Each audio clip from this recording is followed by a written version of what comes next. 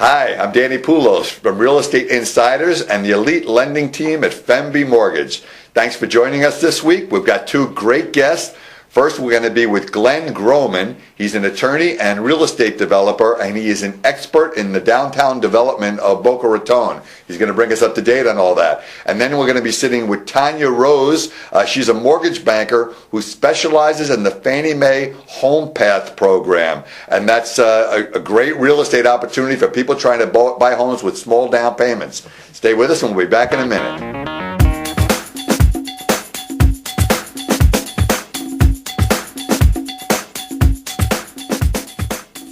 Thanks for joining us today on Real Estate Insiders. We're back with Glenn Gromann. He's an attorney and real estate developer, and he's very attuned and involved with what's going on in the downtown Boca Raton area. And he's going to fill us in on a lot of exciting things. So, Glenn, thanks for joining us, and tell us a little bit about how you got involved with Boca Raton. Well, thanks for having me, Dan. I am currently the chairman of the Downtown Boca Raton Advisory Committee. I also sit on the Planning and Zoning Board. And so there's a lot of really exciting things that are happening in downtown Boca. So that's why I'm here today to discuss those with you. So you spend a lot of your time personally involved with downtown Boca? Yes, we have at least 2 meetings a month concerning the Downtown Advisory Committee, and we go over a whole number of things. A lot of times we're tasked with things to look over or give our opinions on for the CRA, which is just the downtown arm of the Boca City government. And again, there's a lot of exciting things that are coming to the downtown. So who better to get us up to date? Yes. Now, I know one thing about the city of Boca Raton. They spend a lot of time, energy, money promoting the downtown development. So what are they getting good results from the promotions that they do? The city has recently hired some public relation firms to represent them with regards to promoting downtown events and promoting the attributes of the city. So recently, the city is just, again, they've hired 2 new marketing firms just to promote the downtown. One is basically going to address the amphitheater, and the other is going to address just general downtown events. And that's going to, deal with social media and getting people to come to the downtown events and get things happening downtown. So that these independent agencies are actually involved in the marketing through social media? Did they take over that aspect of it? The city has retained them. They've put them under contract.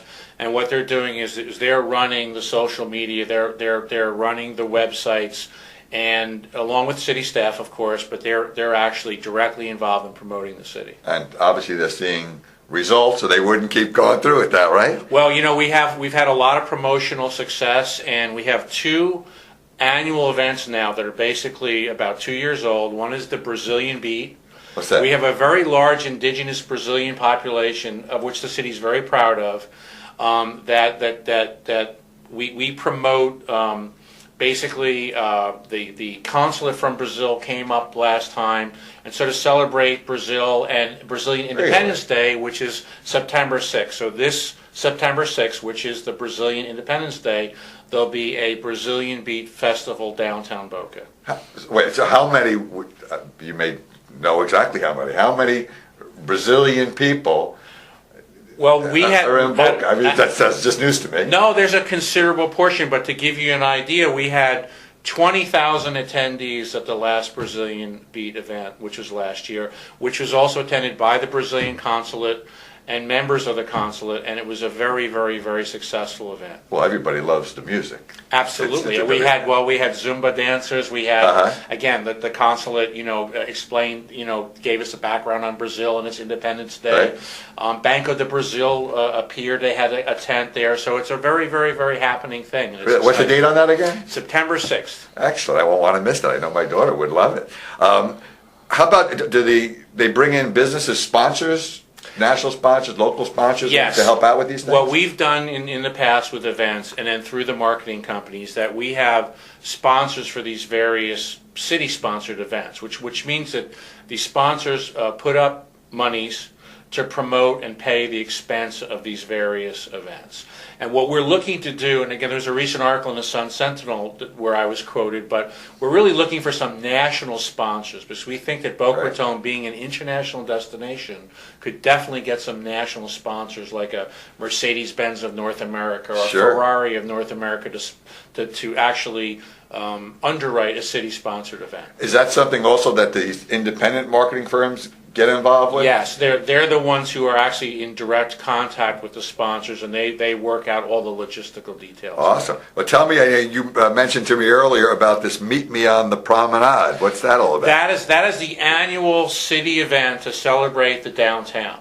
And the Promenade is the area sort of between Meisner Park and Royal Palm, behind Sanborn Square, and it's been an annual festival now for 2 years running. It's been very successful. Again, we drew about 20,000 participants the last 2 times we've done it. It's a great way to bring people downtown to see what's going on, all the new venues, all the new restaurants. The upgrades that have been done in Meisner Park and also in Royal Palm, so it's really a great event. This year we hope, because we're building a landmark, we're going to be building arches, the Sanborn arches over both sides of the roadway behind Sanborn Square, which we're going to have our first really true landmark downtown, sort of like, you know, when you go down Worth Avenue in Palm Beach, you have your little columns there, or the Pineapple Grove, you know, over sort of like overhead. Yeah, so it's really neat. That's awesome. And you know, everyone always worries about the same thing when you have all this development going on, and that's whether the infrastructure can keep up with the new development. How's that all working out? Well, what's happened is that the CRA and especially Constance Scott, the CRA chairman, we saw the need to have infrastructure improvements. So what the city did as a visionary tactic to bring new business and to bring activity, the city spent about $5 million on new infrastructure improvements. Landscaping, pavers, walkways, raised walkways in the roadway, Promenade Park Road, to give it a walkable feeling for the downtown. So the city's invested that money, and as it turns out, it's really paying off. It's really generating a lot of traffic, and there's a lot of new business downtown, including, you know, there's a new Lord and Taylor is going to open up in Meisner Park. Jazz Is, which is a really super high-end jazz club with national acts. I mean, nationally recognized acts, is already open. We're going to get our very own Trader Joe's supermarket, which is sort of a cult following there. And there's a lot of things going on. There's also a lot of luxury apartments which are being developed right now, some of which are under construction. The Ram project and the Camden project are under construction. That's going to bring people downtown, indigenous people, so the city doesn't have to depend on people driving from different locations. They'll already be here and to support the downtown business. It's sort of surprising to hear that you were saying there was a shortage of downtown residents and rental opportunities. A very little known fact is the fact that 70,000 people a day commute to work in the city of Boca Raton. There's not a lot of high-end rental housing, particularly in the downtown, and so we're trying to fill that gap. There's a lot of development that's going on because the market shows that there's a need for it. So that's the type of housing that's being built, and I think what's really going to come down the road now that because the market really sort of supports rental housing now, high-end, because of the recent real estate crash. What's following that, and it's already begun, is now you're going to get high-end condo development. There's a new project called Tower 155, a brand new condo that's being built at the end of Meisner Park, and I think that's going to sell out right away. And I think you're going to get a lot of follow-on to that high-end condo development. Not too much, because the city has a limited, development window and envelope, but, just kind of the right amount, a kind of Coral Gables type look and feel to it. And I guess really the difference is if you can get people that are living right in that downtown area, their cars are already parked in their buildings. Believe it or not, you do get a reduction in traffic by having the people already here. And listen, if the folks are coming here to work in Boca, why not have them come and spend money and have dinner and live here and actually support the local economy? So I think that's really a good thing for us. Well, and also you mentioned such a high percentage of people are commuting there. Once there's living available, I mean, it's just like it's a no-brainer. I love it here so much and I like the activity, but this driving in and out is too much. Exactly. Why drive a half an hour every day when you can walk out your front door and have everything right in front of you in the downtown? Right, and there's a lot of downtown areas that I think are trying to take that approach, but some of them get jammed up with things like traffic and parking, which I don't think, from what you're explaining, Boca's not going to have that problem. Well, the thing about what we're doing in Boca is that it's really a well-orchestrated, well-planned type of development process. They call it smart growth, where everything's being planned out. First there was the infrastructure improvements. Now you have the follow-on with the residential housing. Right. And there'll probably be some parking garages that are built. And restaurants. There's a lot of exciting things, like the Wildflower property is going to have an RFP coming out, so there's going to sort of be like a battle to see who gets to put whatever they want. There's Houston's is looking at that, which would probably be the only place in the United States where Houston has 2 restaurants in the same geographical location. And there are a lot of other players for that. There's a lot of things that can happen. Well, the other thing I think people worry about is we're talking about so much construction and development. How does it affect the goings on in the city having all this construction going on?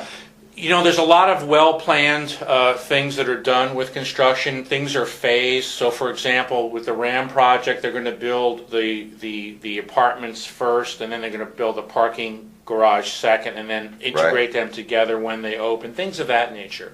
Federal highways already been improved and repaved, so the traffic flow moves through. But there's a whole design parameter on how that's all laid out and how things are staged in their phase. It's not coming all at once, but there's a lot of it, and that just means that there's a lot of activity, and the market says, well, we want to be in Boca, we want to be here, we want to get it, we want to have our little slice of the ability to either have residential housing, either have retail, to have restaurants. Everybody wants in. Absolutely. And as with most things, planning is the key to making it happen. Exactly. And smoothly. I think the initial infrastructure improvements that were made really kicked off the process in the right way, because you had the beautiful landscaping, you had the paver walkways, and it looks nice, and now it's time for things to fill into that. Well, Glenn, while we wrap up, tell us how people could reach you, or if there's a website they should visit to stay up to date on all this. Well, you can look at the Downtown Boca Raton website. It's downtownboca.org.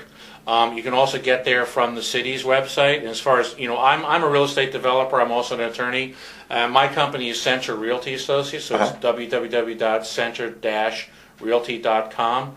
And, we always have, if something's new and exciting, it's usually out there, or I'll post it on Facebook and things of that nature. That's great. I mean, this has been some really wonderful information, and it's nice to have people like you so involved to keep this stuff going. Well, you know what? I'm really, there's a lot of opportunity here, and I've been given an opportunity to try and volunteer my time and help out, and I think it's really worked out well, and there's a lot of other folks that are involved in a similar fashion. Thanks very much for joining us today, Glenn. Thanks, Glenn. Pleasure.